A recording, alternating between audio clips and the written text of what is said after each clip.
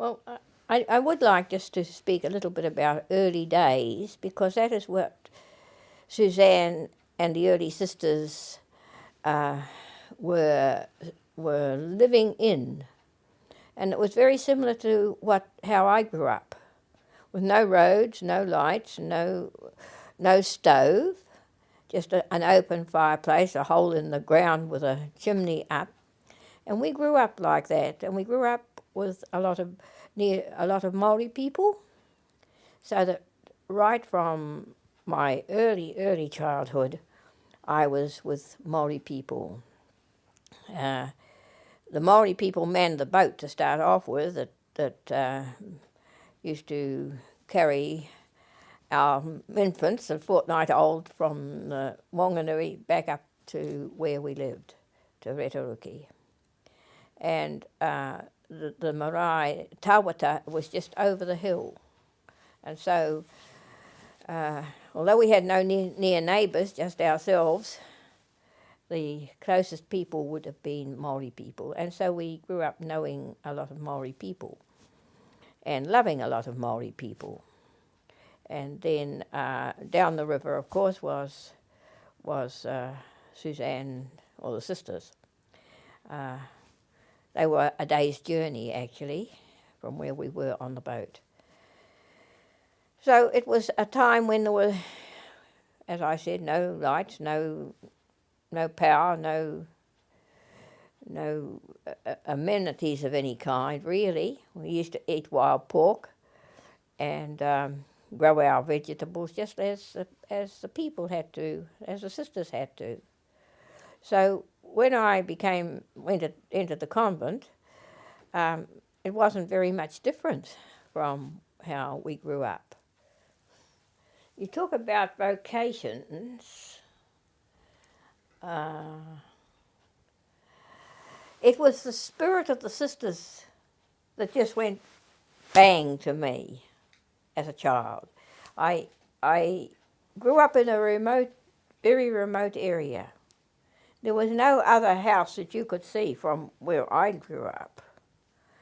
But I had brothers and sisters. And there's the iwi over the hill, the Tawata, and a few miles that way, there were other people. And when I was 12 years of age, the priest took me to Jerusalem to make my first Holy Communion. And my older sister was with me. I've got a sister 2 years older than me. And this sister walked into the house where I was in the presbytery, and I said to my sister, who knew everything, "What's that thing?" And she said, "I think that's what they call a nun." and then the next morning was Sunday morning, and we all met outside the church in Jerusalem, just as it is now, on that little bit of green there, and we started to be introduced to all the sisters, and that's when the Holy Spirit just went boom, and I knew I wanted to be a sister. From 1947 to 1958, I taught on the river schools, and that's where I met all the lower part of the river, and that's how I came to teach a lot of the people that were here last night. And then I taught their children, and then I taught their grandchildren. I think I'm on the second generation now when I get around, so it's been a long association with our people. I remember coming back from one camp.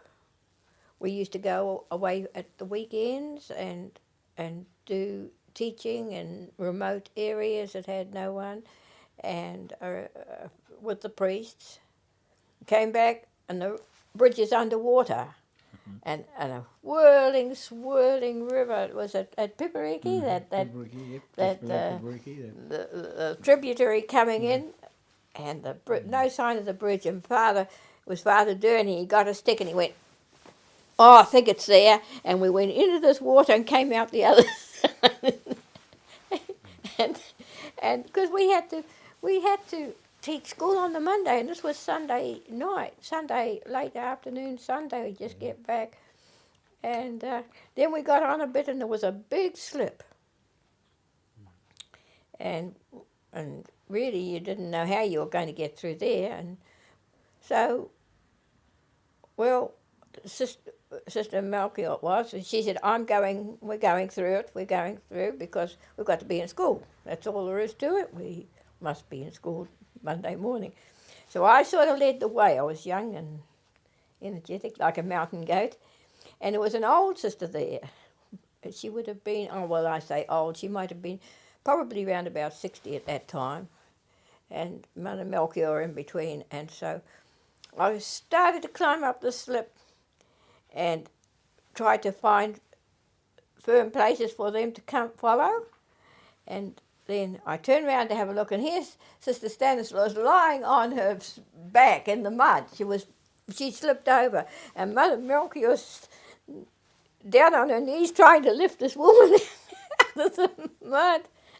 So we got her raised up, and she was mud-like just around all the way down.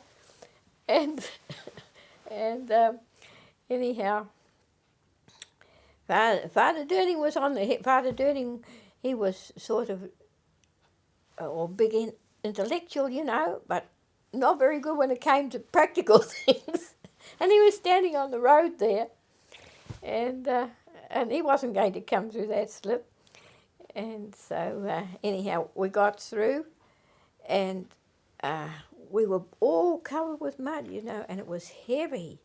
And we had to walk about 8 miles after that. And as you walked along, it got heavier and heavier and heavier.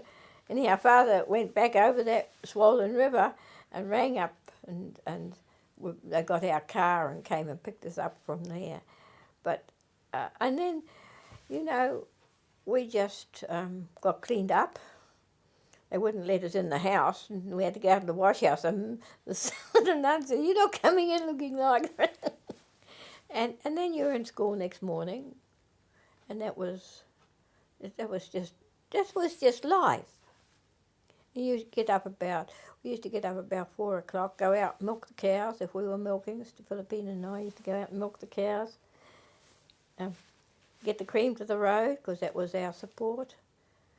Get the borders, we had 12 borders, get the borders up for Mass, and stand and get the borders all fixed up, and the cows away, and the pigs fed, and standing before the class at 9 o'clock ready to start your day's work. That was how it went. But it was fun, and we were young.